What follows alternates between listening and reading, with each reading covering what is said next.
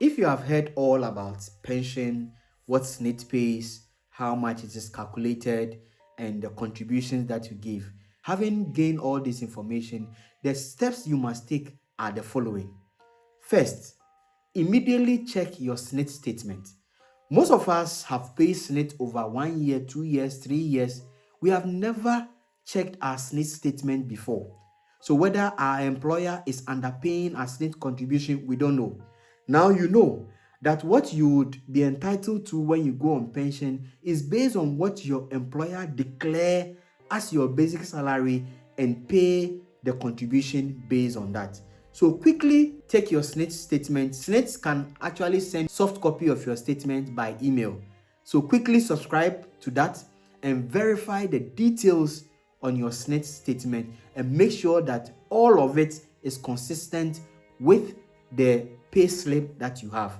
Your salary deduction as declared, your monthly payments is also intact, and there are no missing contributions. Because sometimes you will notice that out of the 12 months, some of the months are missing and your SSNIT contribution have not been paid. Quickly check that and make sure your employer correct all those things if there are any missing contributions, if there are any wrong deductions, or if there are any under declarations of your salary. Secondly, you must join Tier 3 scheme.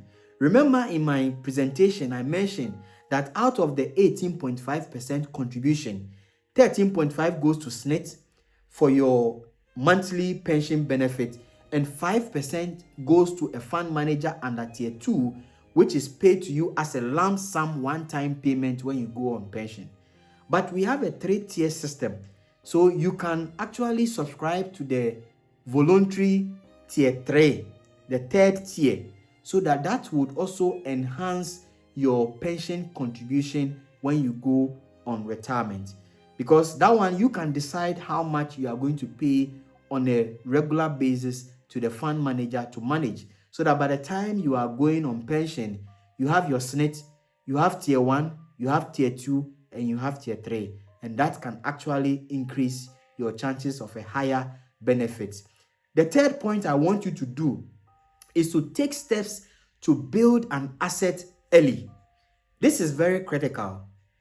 You must make an effort to build your house before you go on retirement.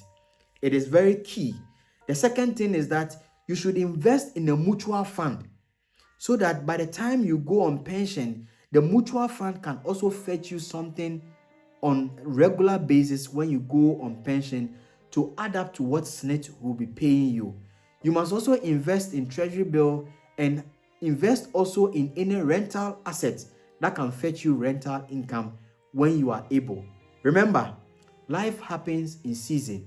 So when there are good year in the course of your working life, don't let it lead to lifestyle inflation.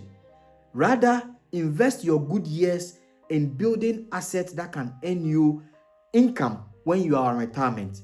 Don't earn big money sometime in the course of your working life and all you do is to buy phone, buy flashy things, and you forget about your future. Your future is ahead of you. Rather, invest in assets that can generate income for you when you go on retirement. My last point that I want you to know is that don't depend on SSNIT pension alone. Treat SSNIT as a foundation, not your entire pension plan.